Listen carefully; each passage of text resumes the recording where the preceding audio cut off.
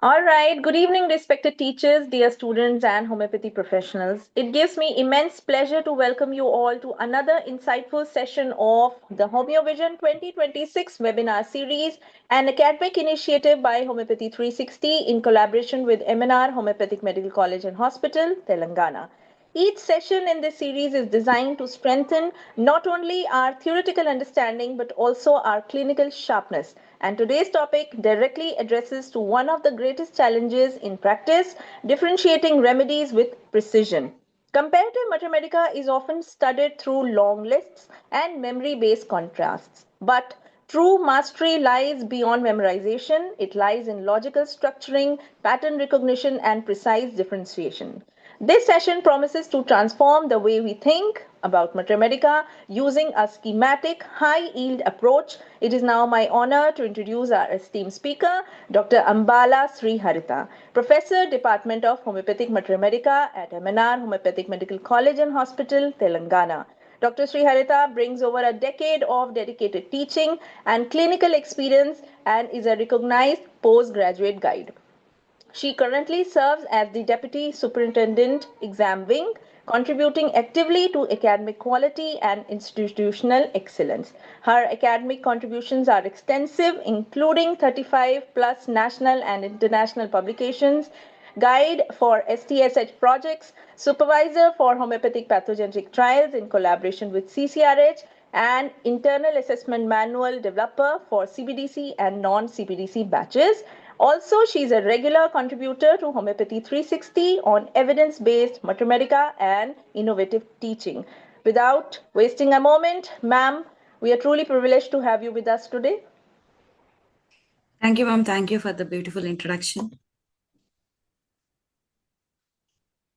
So Shall we while ma'am start, will ma'am? begin, absolutely, while ma'am will begin with the presentation, for the audience, a quick note, if you have any queries, please put them in the Q&A box, and at the end of the session, we'll try to take your questions. Thank you.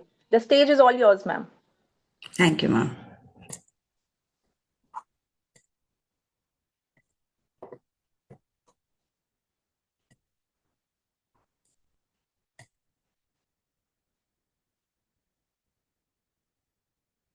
Can you see my screen, ma'am? I can see your screen. You can begin with your slideshow.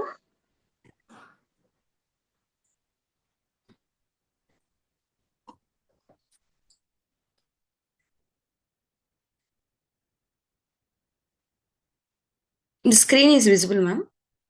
Screen is visible. We My can see the... PPT is visible, ma'am. Yes, we can see that. Okay. Shall I start, ma'am? Absolutely.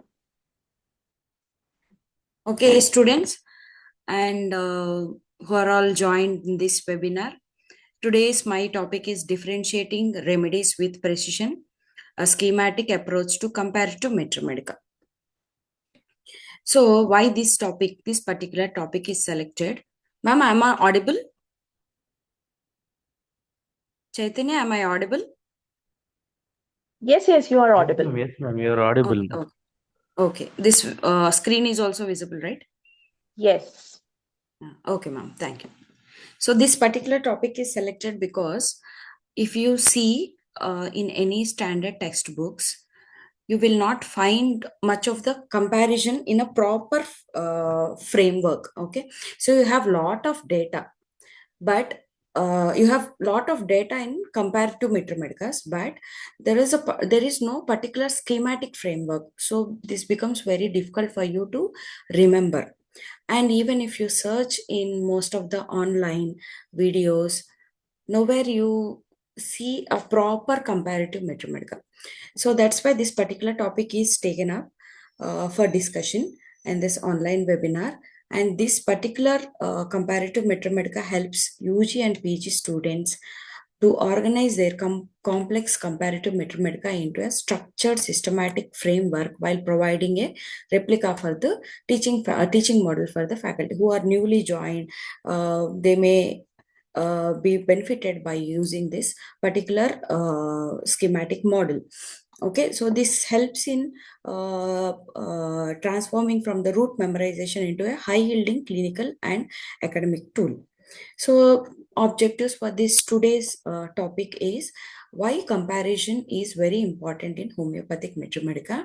And next objective is schematic format to study comparative Medica and how to make these comparisons in order to differentiate similar remedies. We have even if you do repertorization also, you will get most similar remedies in top 10. You need to differentiate them so that you can select proper simillimum. So coming to the first objective, I'm unaware how many students and faculty and how many homeopaths have actually read this first introduction page of E.A. Farrington.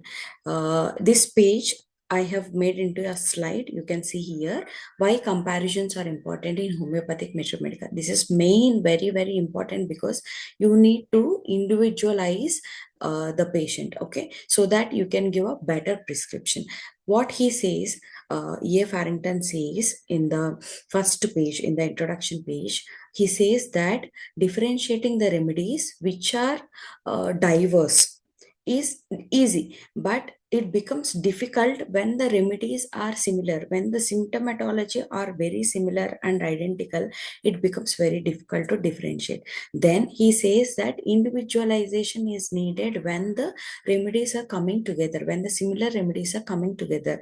Here you have to differentiate the remedies at different planes. That is what he says in the introduction page. He says that symptoms of minor importance in the study of the drug in an individual may become quite characteristic when employed in comparison. So when you are comparing, if you are reading, some symptoms may be like very least important, maybe you are not bothered about them, but when it comes to the comparing one remedy into the with when you are comparing one remedy with other remedy, then the symptoms which you generally don't feel them as a characteristic symptom, but they becomes very important differentiating point. And he also says one example for this. He says that belladonna and apis, if you wanted to differentiate these two remedies in tonsillitis, he says that belladonna and apis are right-sided remedies, and both remedies are having the redness when you examine, and both remedies have difficulty in swallowing water. But when you are comparing this belladonna with apis, he says that belladonna has tendency for suppuration, apis doesn't have. So this particular point becomes very important for selection. So likewise, when the remedies are coming very similar, you the symptoms which you feel as less important becomes very important for characterizing them. Okay, so individualization is needed. This is why we need to compare Medica. Okay, so when two remedies are you are comparing, you understand two remedies in a better way so that you can give a better prescription. This is a first objective. So second objective is a template. So how to do comparisons? Even when you are reading comparative Medica, this is very useful for selecting a remedy in your clinic, and the students and PG students who are appearing for the exams also, you can use this template to write your answers for 5 marks questions or 10 marks questions, anything. Okay, so you can use this for writing your answers. Okay, so this is not a hard and fast rule that you have to format a similar template, same template or similar template. You can formulate your own criteria for comparing two remedies, okay, depending on the question asked. So now if you see the schema which I prepared, so just let us examine the schema. The constitution. So whenever you are comparing two remedies, this constitution comes as a first standing point. Okay, so if you wanted to compare the GIT complaints of Nux vomica and Lycopodium, you see Nux vomica has very good affinity for the GIT complaints, and Lycopodium is also having very good affinity for the GIT complaints. But if you start comparing from the constitution itself, see Nux vomica is very, very robust constitution, but Lycopodium is physically weak. So like that, from the beginning itself, you can start differentiating the remedies so that you can better remember the remedy. Okay, and if you see, every remedy has, next point is onset and pace. Every remedy has their own method, way of onset of the symptoms, like particular mode of onset of symptoms. Like if you see aconite, the symptoms comes very fastly. Like when you have an exposure to cold weather in the evening, by night itself, within 2 or 3 hours, the aconite develops a fever. But if you see in the gelsemium and the textbooks, it is described as insidious onset. And if you see in the bryonia, it is given as gradual onset. There is a difference between insidious and gradual onset.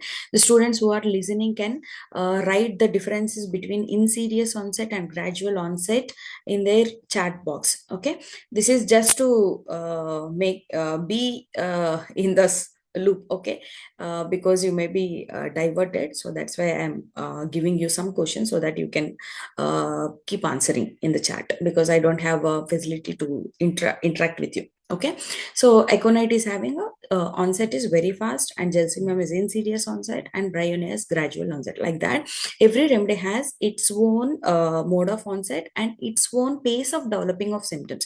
Pace means rate of moving of the symptoms. Okay, the symptoms move, how the symptoms move. Okay, like arsenicum album has sudden onset and rapid deterioration, means symptoms goes into deteriorating stage very rapidly in arsenicum album. Okay, if you see in the iodium, it has gradual onset, symptoms develop slowly but deteriorate very rapidly.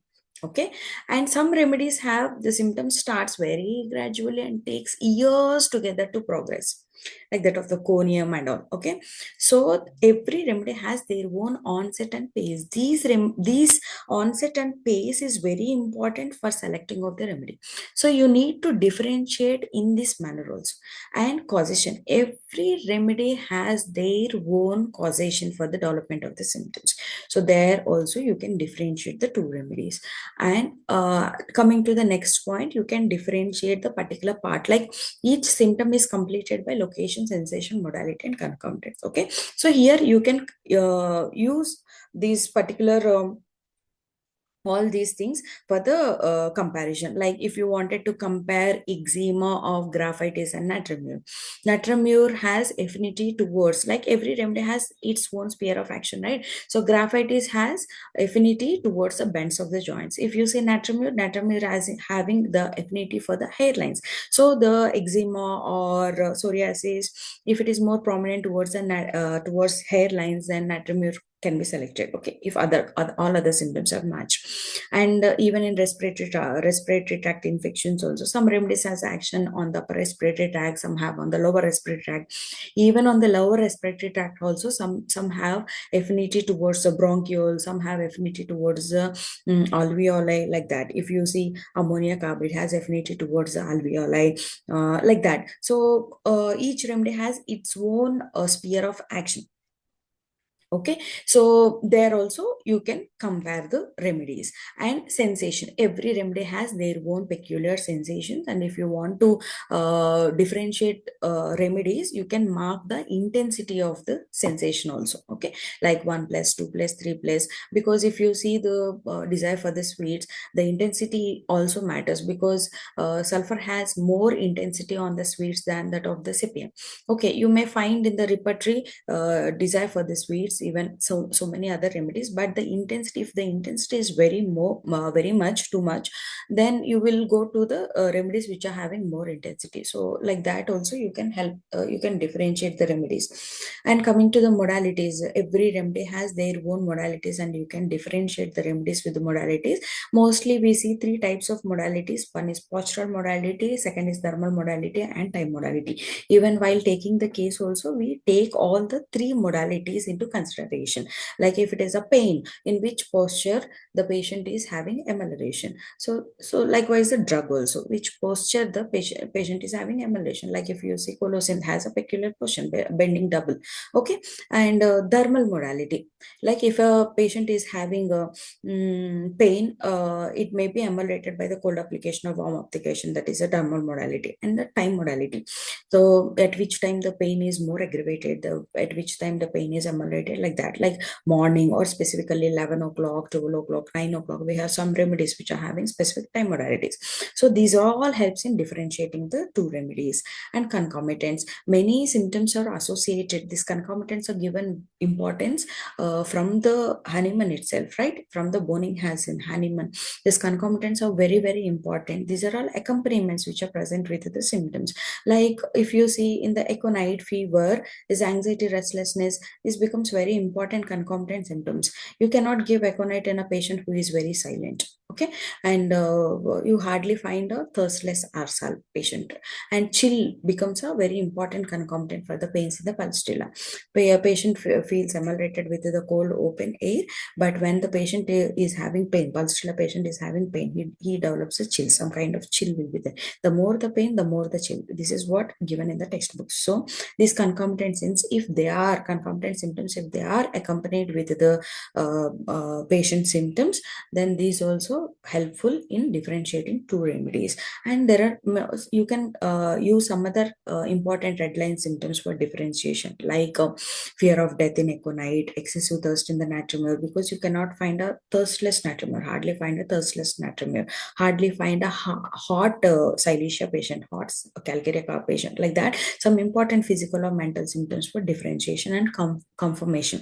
Okay, so these are all some important areas where you can compare two remedies. Okay, so this is it is not mandatory. So here I have kept a note that it is not a mandatory to compare in this particular manner. You can prepare your own headings, subheadings for comparing. Okay, different subheads or the facets for comparing different planes. You can compare in the different planes: emotional level, mental level, physical level. Okay, you can differentiate the remedies at different, because individualization is very, very important when you are starting comparing the two remedies. You obviously you will be more accurate in your prescription. Okay, so if you see the levels of comparison, you can compare the two systems. Like now if you see GIT of Nux vomica and GIT of lycopodium, or you may compare the skin complaint like graphitis and petroleum, like that particular system. You may compare disease like camphor and veratrum album in cholera, different disease conditions you can compare. And you can compare a single symptom also sometimes. Now last 1 month back, the students have written exam, second year referred exam. They have given the question like compare the temperament of Sina and Chamomilla for 10 marks question. Okay, so single symptom may also be given or asked for comparing. Okay, so not only for the academic purpose, for differentiating the remedies at your clinic bedside also, comparison is very important. So now let us go to the third objective, how to formulate the subheadings and how to do comparisons. Okay, so this is one example of how to formulate the subheadings. Now if you wanted to compare the male complaints, okay, sexual sphere, now we are comparing the sexual sphere, one particular system, genitourinary system, sexual system we are comparing here. So between Agnus castris and Staphylococcus aureus, now you have two remedies and you are comparing the male complaints, especially the sexual sphere. Okay, so now you can create your own headings like how they appear, constitution, how they appear, ailments, causation factors for the development of male complaints in the Agnus castris and Staphylococcus aureus, and disposition, how is their disposition, mind disposition, how is their sexual drive. When it is coming to the particularly you wanted to compare two remedies in the sexual sphere, you can create your own headings like this: sexual drive, impotency, erections and emissions, any other symptoms like organs, how are the organs for the appearance. Okay, and you can differentiate with the mental concomitants also. If you see in detail, this is very, very important for differentiating the male complaints. This particular, if you understand this particular slide, it becomes very, very useful and easy for you to differentiate an Agnus patient from the Staphylococcus aureus patient, because both comes to the clinic with impotency. But if you clearly, precisely compare these two remedies, they have their own symptomatology. Okay, if you see the appearance, Agnes Castor's appearance is sad, depressed. Okay, they appears like that. In Staphylococcus aureus, they appear more guilt because they know what they are doing. They have lot of sexual desire and they tend to masturbate. But here, Agnes Castor's, they go to the different females and they get STDs, sexually transmitted diseases. They get repeated attacks of gonorrhea. Because of that, they develop the impotency. That is why they appears very dull and diseased. Staphylococcus aureus is more of guilt look. If you see the dispositions, these are in the textbooks. It is given as this remedy is described as useful for the old sinners who have spent their youth and early manhood in practice of excessive vanity. So they are young people and who excessively spent their youth in sex. If you see in the Staphylococcus aureus, they have lot of sexual desire, but it is disposed to masturbation. It is not like they goes to the different females, but it is disposed to the masturbation. And if you see the sexual drive, there is complete absence of sexual drive in the Agnes castris, and in Staphylococcus aureus, there is an increased sexual desire. Okay, so there's a lot of difference. Impotency is developed in the Agnes castris because repeated attacks of gonorrhea and STDs. And if you see in the Staphylococcus aureus, this impotency is because of sexual excess, especially the masturbation. If you see erections, there is no erections in the Agnes castris. If Staphylococcus aureus, if you see there is a frequent erections. Okay, emissions. If you see the emissions, the prostaturia, the Agnes castris have prostaturia, and Staphylococcus aureus has palmatoria with a abased look, guilty look. And gonorrhea, if you see in the Agnes castris, there is a gonorrhea. In the Staphylococcus aureus, this is a psychotic stage. It is not actually gonorrhea, it is a psychotic stage. You see the psychosis symptoms. And if you examine the organs, the penis is small and placid, and Staphylococcus aureus, they are atrophied. Okay, testes are also atrophied in Staphylococcus aureus. In Agnes castris, the testis is very hard, painful, and indurated. And if you see mental concomitants, Agnes castris are low spirited persons, and if you see Staphylococcus aureus, they are irritable persons.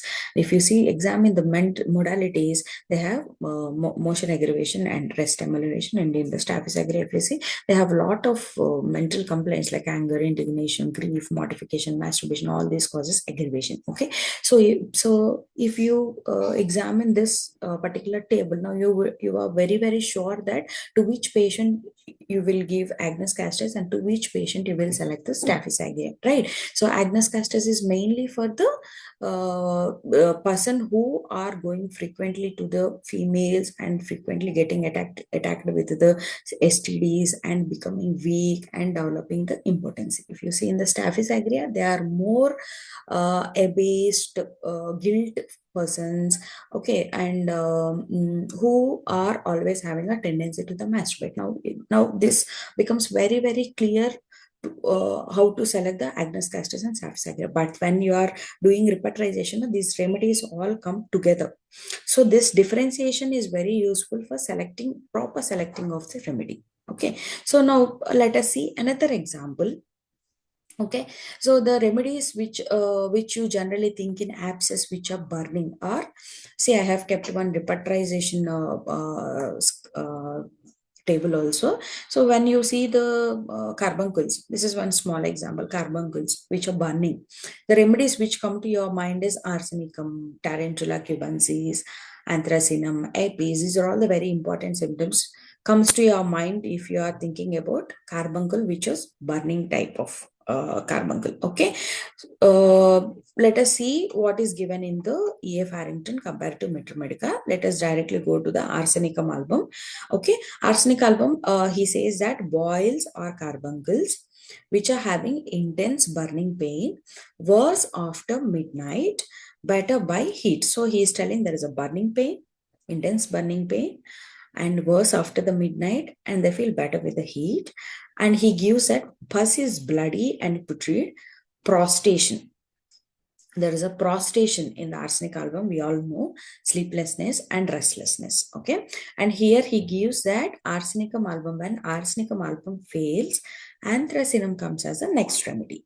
And if prostration is accompanied with the diarrhea and evening fever and black core at the center, Tarantula cubensis is given. So all the three remedies he has given here, how to differentiate. Now arsenicum album is like when arsenic album fails, Anthracinum is given, and if the prostration accompanied with diarrhea and all, Tarantula is given. But if you examine each remedy individually, you see all the symptoms are present in all the remedies. Okay, so let us examine the Anthracinum.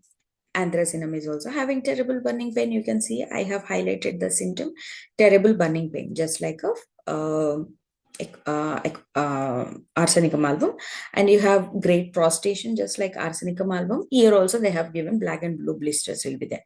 Okay, and if you examine the Tarantula cubensis, this particular symptomatology is taken from Comparative Materia Medica. Okay, here in the Tarantula cubensis also you can see the symptoms.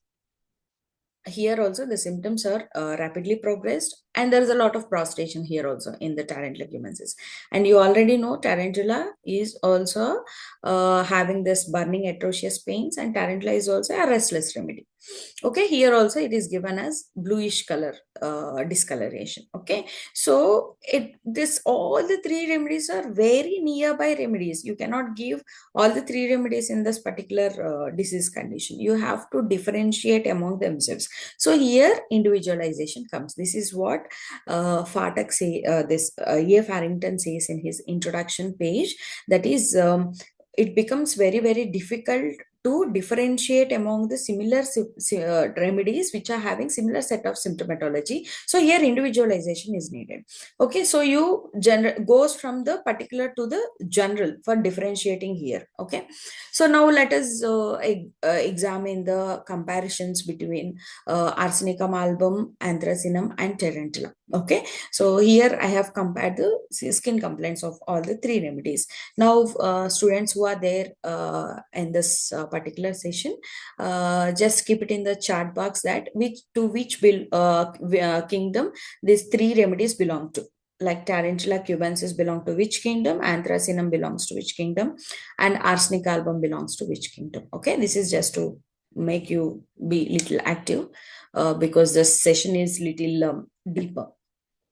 Okay, so now if you see, all the three remedies are having similar set of symptoms, but if you examine very precisely, now arsenicum album and Anthracinum has common ailments. In Tarantula cubensis, ailments is not particularly mentioned, but he says Tarantula is mainly useful for the toxemic and septic conditions. But if you see in the arsenicum album and Anthracinum, a particular set of causative factors were given in the textbooks: ailments from anthrax poisoning, dissecting wounds, stings of the venomous animals. Okay, so in all these conditions, arsenicum album and Anthracinum can be selected. Okay, and if you see the pace, onset and the pace, both arsenicum album and Anthracinum both are having sudden onset of the symptoms. But if you see in the Tarantula, it is little slower for the onset. Okay, so arsenic album and Anthracinum has sudden onset of the symptoms with rapid progress. So they start suddenly and deteriorate also very fastly in arsenicum album and Anthracinum. Okay, in Tarantula, it starts little slowly, but progress is very fast. So if you see progress, all the three remedies have the rapid progress. But if you see the onset, only arsenicum album and Anthracinum have sudden onset. Tarantula cubensis is having little slower onset. Okay, and both arsenicum album and Anthracinum is having intense burning pains in all the skin complaints like ulcers, abscess, carbuncles, boils. Everywhere you see lot of burning pain. Okay, even this atrocious burning, the remedy is described as an atrocious burning in the symptom is described as atrocious burning in Tarantula cubensis. So all the three remedies is having burning. But in Tarantula cubensis, there is no particular ameliorating modality as such, like arsenicum album and Anthracinum, warmth application amelioration. So here you can differentiate Tarantula from arsenicum album and Anthracinum. If the patient is telling there is a warmth application amelioration, then you were, even though there is a burning pain, there is a particular modality. So you will select among these two remedies, arsenicum album and Anthracinum. Tarantula goes aside. Okay, and if you examine, fever is sudden in all the three, because these three remedies are toxemic disease, toxemic remedies. Okay, so all the three remedies have septic condition, all the three remedies of toxemia, so that's why they develop the fever. Suddenly they develop the fever, and there is a collapse also, sudden collapse. And if you see, all three remedies is having prostration. Even arsenic album have a lot of prostration, anthracinum and tarantula also have prostration, and all the three remedies are having intense thirst. Okay, so see, general symptoms also, there are so much similarity. That's why you need precise understanding of the Medica for differentiation. Okay, but if you see, there is a thirst, intense thirst in all the three remedies, but arsenicum thirst is more qualified. Like arsenicum thirst is like sips of water. He wanted to drink frequent sips of water, that too warm water. He can tolerate only warm water. Okay, so this is more qualified. So if this symptom is there, you will go to the arsenic album and anthracinum and tarantula coocicide. Okay, and if you come to the discharges, all the three remedies is having offensive discharges, but anthracinum discharge is described as gangrenous odor or the horrific or horrible smell, gangrenous horrible smell, and arsenicum is explained in the textbooks as a cadaverous smell, and in tarantula it is explained as fetid smell. This needs very precise understanding, and this smelling, what is that, you should have that sharp nose smelling capacity for you to differentiate. Okay, but in the description, all the three remedies is having this offensive discharge. And if you see the hemorrhagic tendency, arsenic album and anthracinum has a hemorrhagic tendency from the ulcers or skin complaints, but tarantula you don't see much of the hemorrhage, and the hemorrhage is also different in arsenicum album and anthracinum. Arsenicum album discharge hemorrhages are thin, and anthracinum hemorrhage is thick and black, little decomposing, and this hemorrhage, arsenic album hemorrhage, is also offensive. Okay, but arsenicum album discharges are very scanty and thin when compared to anthracinum. Anthracinum discharges are abundant. Okay, and arsenicum album, if you see the ulcer, this is a examination part. This is very very important. When you are examining the patient ulcers, you will write the edges and all, you will observe everything, inspection, palpation and all there.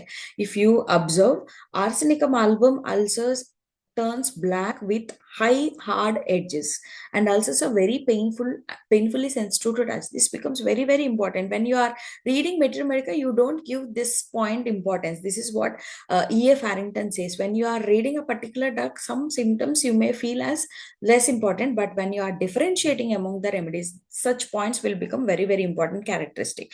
These are all such points, because arsenicum album ulcers are painful and sensitive to touch. This you will not read much while you are reading arsenicum album, but this becomes very important comparison, because anthracinum and arsenic album are running together remedies, but sensitiveness is less marked in anthracinum. See how beautifully this Materia Medica is given. Ulcers, edema around the ulcers, indurated, infiltrated and sloughing ulcers. See, sloughing is seen in anthracinum and tarantula more. The sloughing is less seen in the arsenicum album. This also very important. Okay, and even arsenicum album ulcers also turn into black, anthracinum ulcers also turn into black, even tarantula ulcers also turn into black. Okay, but in the textbooks more they describe as purplish hue.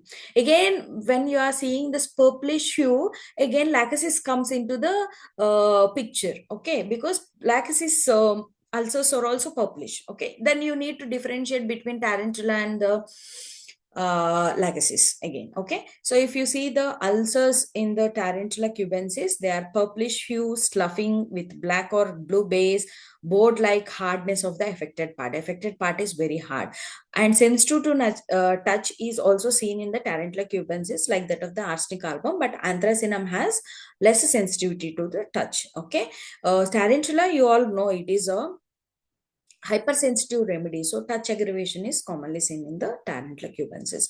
And if you see the mental symptoms for differentiation, you arsenicum album, see if you see the anthracinum separately, if you read in the Materia Medicus, you don't give much concentration for the restlessness and anxiety, restlessness present in the anthracinum, but restlessness is also present in all the three remedies. See, but accompanying symptoms are very important to differentiate. Now, arsenicum album is also having restlessness, anthracinum is also having restlessness, and tarantula cubensis is also having restlessness. But fear, fright, anxiety, fear of death is marked in arsenicum album. Okay, this because he has fear of death, and at the same time he feels he is going to die, and it is useless to take the medicine, and fear of being alone.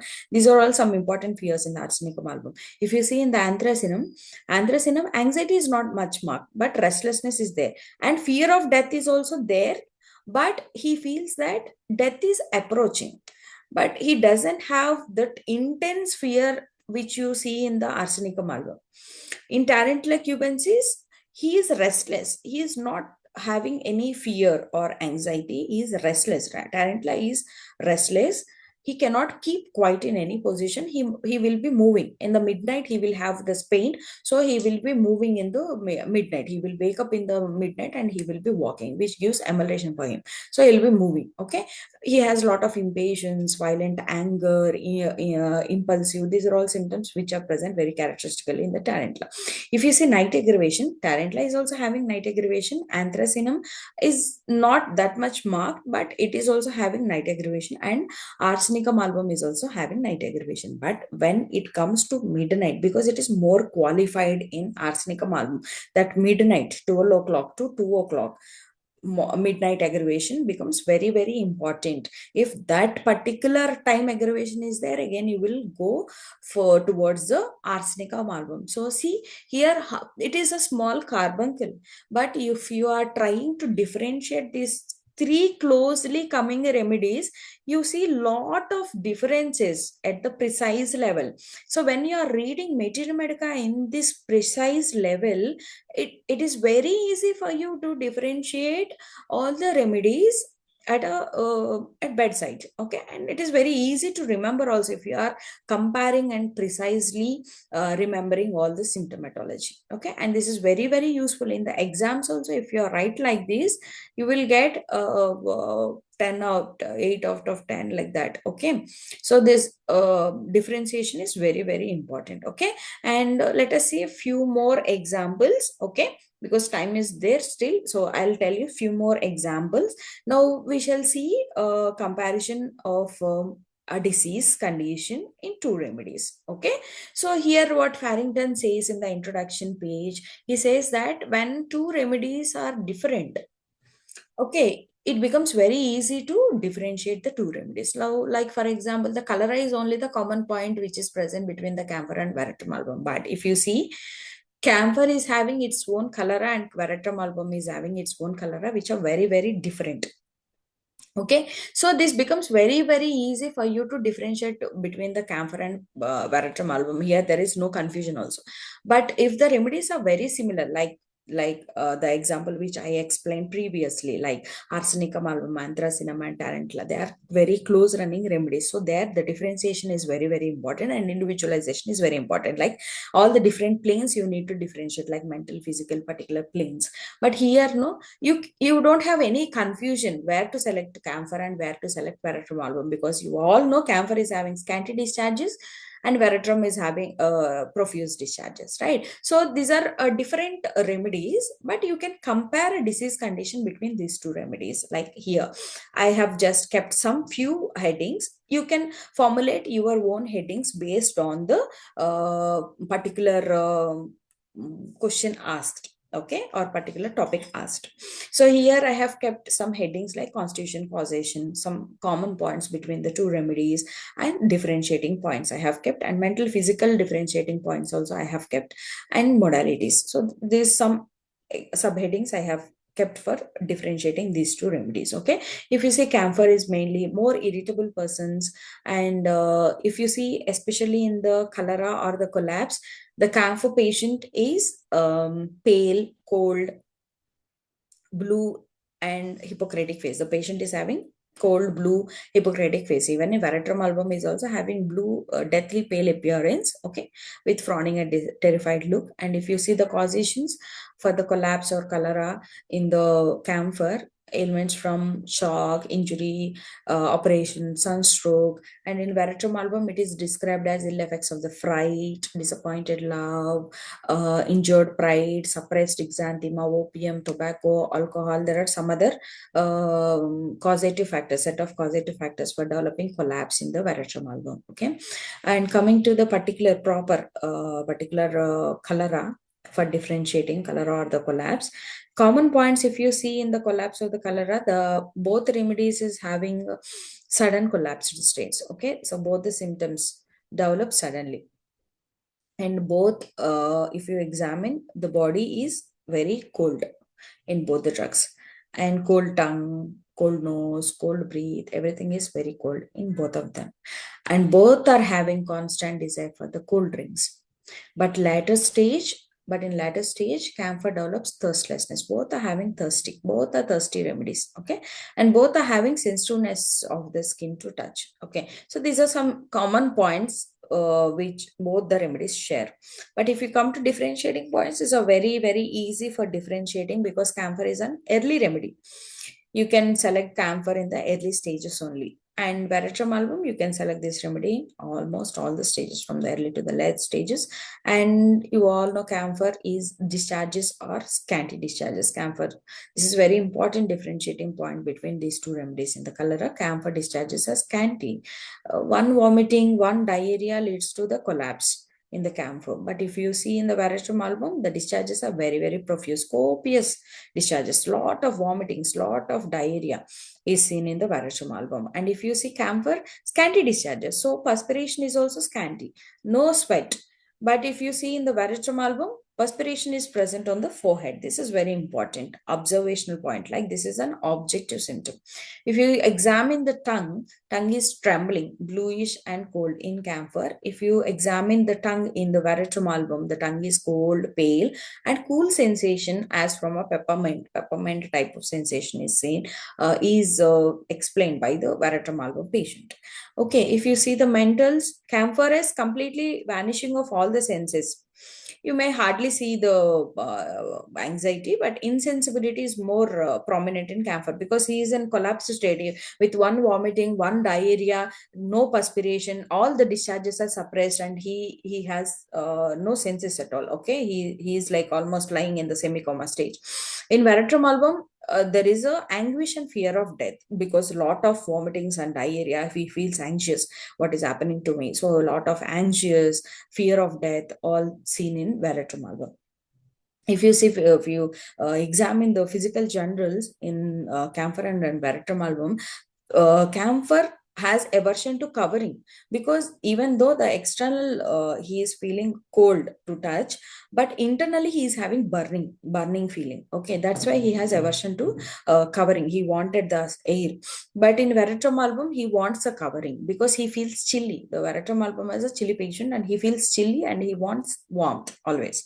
And if you see the camphor modalities are ameliorated by thinking of complaints. This is very important, and I think in whole Materia Medica, this thinking of complaints, amelioration is seen in camphor more prominently. Okay, thinking of complaints when he is attending himself is ameliorating point, and if he is not attending himself, then it is aggravation to him. So thinking of complaints gives amelioration. Drinking cold water, warm air, these are all ameliorating points, and aggravating points as cold draft, inattention, motion, mental exertion. These are aggravating points. In the Veratrum album, fruits, when he eats fruit, it causes more aggravation of his symptoms. After drinking, during stool, from least motion, also he has aggravation of his complaints. When perspiring and after fright, these are all important modalities. So here it is very easy to differentiate because camphor discharges is different. Its pathology and development of the symptoms is different, and Veratrum album development of the symptomatology is different. So it is very easy to differentiate because these two are different remedies. So there is no much problematic in differentiating these remedies because they are different. But the problem comes when the remedies are very similar, like we have seen in the previous example. Now if you see the comparison of the pain, so okay, this is another example. Okay, I think some 5-10 minutes is there, so I'll explain a single symptom. So sometimes in the exams also they will ask you only a single symptom to differentiate. But if you start comparing from that particular symptom to the general level, it is very it is like very useful, and it is very much helpful in differentiating Mitra Medica at the bedside also. Okay, like what I told you, like recent question paper, the differentiating the temperament of Sina and Chamomilla is asked. Okay, that only one particular point is asked. But you cannot just simply write only one line, okay, to get marks. You need to differentiate from my mental symptoms to the particular symptoms. Like in each plane you have to differentiate, like mental pain, physical pain, particular plane, modalities, everywhere you need to differentiate. Then only it becomes a complete. Okay, you will understand the whole pathology of the remedy. Now let us see one small here also. If you see the pain, always pain is having its own location, its own type of pain, and its own modality. Okay, so this symptom is complemented by all these headings, so you can formulate such subheadings which I have kept here, and you can differentiate easily. When you formulate the subheadings, the comparison becomes very very easy. It is not a rocket science. This needs little time. You have to spend some time in comparison. Okay, when you are reading Materia Medica itself, you need some time. You have to spend some time for differentiating remedies. Then it becomes very very easy to perform in your exams. And when you are reading like this comparative Materia Medica, it is very very useful at the bedside also. Okay, and colocynth and diascoria pain is, everyone knows that colocynth is ameliorated by binding double and diascoria is aggravated by binding double. This is one point which you happily differentiate. But there are so many symptoms for differentiating. Okay, here I have kept some important points for differentiation. We'll just have a look and we'll close this particular session. Okay, so now colocynth and diascoria, if you see, both are plant remedies and both belongs to the different families. Okay, but similar set of symptoms. Colocynth belongs to the cucurbitaceae and diascoria belongs to the diascoriaceae. If you see the constitution, colocynth constitution is entirely different with the diascoria. Diascoria has a lot of tea drinkers. Diascoria is mainly useful for the tea drinkers who are having lot of digestive troubles, feeble digestive powers, because having lot of tea and all, it affects the GIT, it affects the stomach and liver. Okay, so that's why they develop feeble digestive powers with lot of flatulence. If you see colocynth is very irritable patients and angry patients. For small things also I'll get lot of angry and they develop a colicky pain. Okay, and these people are having the tendency to the corpulency. This is a constitutional difference between colocynth and diascoria. If you see side affinity, colocynth is mainly left-sided and diascoria is right-sided. If you see the ailments level, colocynth always have the mental causation for the development of its symptoms. Okay, anger or indignation, chagrin or grief. And in diascoria, you have the main causative factor is because of drinking tea. Lot of tea they will drink and they develop the symptomatology. Okay, mental symptoms are not much causative factor in diascoria, but mental causation is very important in the colocynth. Diascoria is having physical causations, tea drinking and fasting. They develop gas. Okay, the students who are there in this particular session, I'm asking you to write differentiating points between different meaning of indignation, chagrin, and mortification. Okay, these three appears similar symptoms, similar wordings, but meaning is different. So I'm requesting the students to just answer in the chat box. Okay, coming to the common points between the colocynth and diascoria, if you see, both are sudden in onset of the symptoms. Okay, both are having pain in and around the umbilicus, but in colocynth they gives you exactly 1 or 2 centimeters below the umbilicus, but mostly the pain is precise in and around the umbilicus. And both remedies are described having violent twisting colic occurring in regular paroxysms as if intestines were grasped and twisted by the powerful hand. This is a common description of the pain in both the remedies. Twisting colic in regular paroxysms as if intestines were grasped and twisted with a powerful hand. Okay, so this particular pain is explained in other remedies also, like ipecac and all, and you can differentiate ipecac also here. Okay, so colocynth character of pain is different with the diascoria. Here, if you see the pains like concomitants, this is very important. You need to understand here. Pain, so much gripping pain, tearing pain, cramping pain, like that, so much description will be there regarding the pain. It makes him to twist, turn, or cry out in the pain in colocynth. But this particular point with nausea and diarrhea, you rarely give importance to this particular point, but this is very very important concomitant symptom if you wanted to differentiate with the diascoria. Okay, because this pain is associated with the nausea and diarrhea, you hardly give importance. This is what Farrington says you when you wanted to differentiate remedies. The small points becomes very very characteristic in differentiating two remedies. Okay, so in diascoria, this pain is described as same like that of the colocynth, intense gripping pain, cutting pain, twisting pain, agonizing pain. But this pain has radiation. This is very, very important. Diascoria pain radiates all over the abdomen or it radiates to distant parts. This is very important. They have pain in abdomen. At the same time, the pain is also there in the fingers. They have this pain. Okay, so this pain radiates to from all over the abdomen and also to the distant parts. Okay, there is no relation between abdomen pain and cramps in the fingers, but this associated symptom will be there in diascoria. But the associated symptom in colocynth pain is nausea and diarrhea. Okay, so this is very very important. Erectations and flatulence. If you see, the both are having hello ma'am.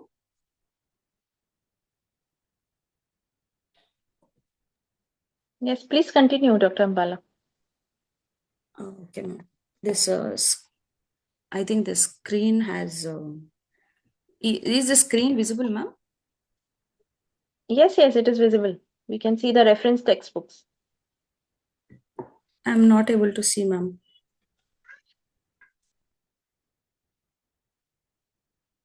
Yeah. Yes, now we can see.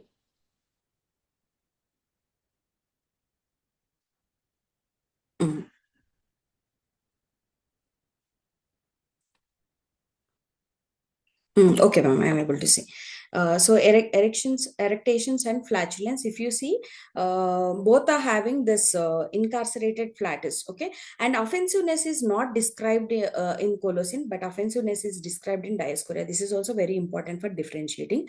And if you see modality, bending double emulation is seen in colocynth, and diascoria, walking gives emulation. This is very important differentiating points. So this is very very useful template for you for differentiating remedies like this. Okay, if you read remedies in this particular manner, it is very easy for you to remember the remedies and you can precisely give prescription at your clinic's bedside. Okay, so this total PPT is prepared by using these reference textbooks.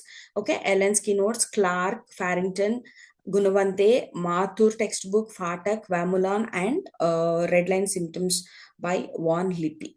Okay, so thank you for giving the time. Okay, ma'am, I have done with my presentation, ma'am. Thank you, Dr. Ambala, for that exceptionally clear and structured presentation. You have shown us that comparative materia medica can be studied not as a burden of memory but as a logical schematic system that supports confident prescribing, and your explanation of the red line indicators and systematic differentiation will surely help both the students and practitioners to refine their clinical decisions. Now, to bring in the learner's clinical and academic perspective, we are joined by Dr. Chaitanya Kumar, postgrad scholar in Department of Homeopathic Materia Medica at MNR Homeopathic Medical College.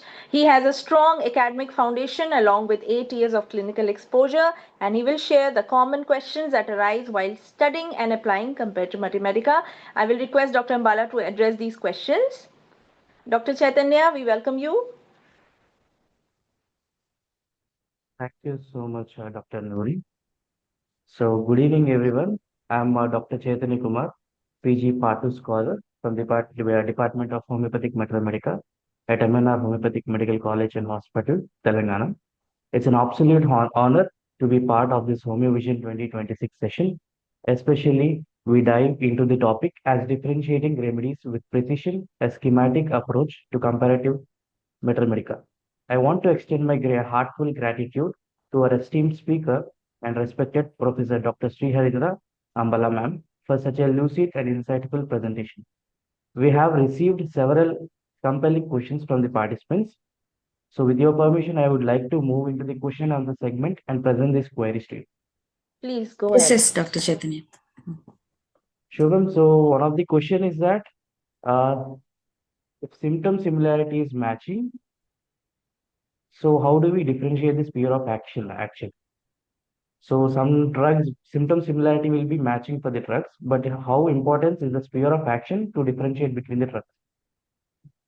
A sphere of action, because see, when you are dealing with similar remedies, it is having that similar seat of action. Now we are seeing this carbuncle. All the three remedies, arsenicum album, anthracinum, tarantula, all are having skin complaints. Okay, in that skin complaint also, if you are seeing the location where it actually acting, that is very important. No, sphere of action, that is what I told you when I am prepare when I have given that slide of schema. Like if you are wanted to differentiate the eczema or skin complaints of graphitis and natremure is having the sphere of action, especially at the hairlines. Okay, you see the symptoms develop at the hairlines and then it goes to the different parts of the body. But if you see in the graphitis, the sphere, it is both are having affinity for the skin, but the location, specific location is very important where actually the symptoms are more. Now graphitis is having more sphere, it is acting, having action on the skin, but the location is very important. Now graphitis is having the action on the bends of the joints. So this is the importance of the sphere of action. This helps in differentiating the remedy sometimes. Yes. Thank you, ma'am. So one more question is there any quick reference books for easy comparison in clinical practice? There are no specific books. This is all the person who are reading Materia Medica have to prepare their own notes for differentiating, because Materia Medica is vast. Nobody can make everything to keep in one particular place. Okay, there are many comparative Materia Medicas like Blackwood, Farrington Materia Medica, like that. You have to refer all these books for comparing. Okay, there is no particular book as such.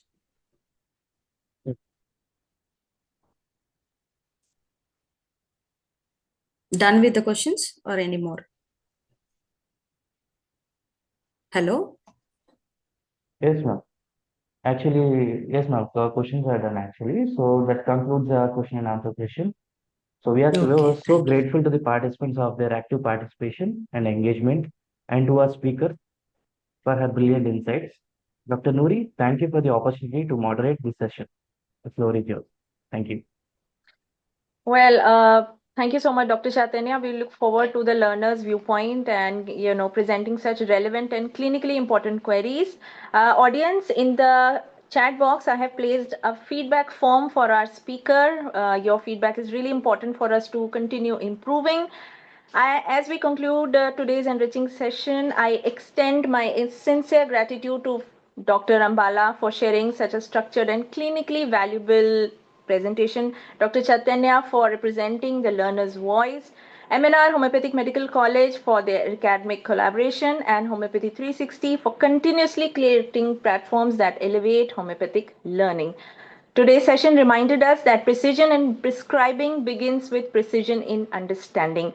Dr. Ambala, would you like to say anything for our audience and for the work done by Homeopathy 360? I'm very happy, ma'am, to providing for providing this wonderful opportunity on this platform. Thank you so much, ma'am.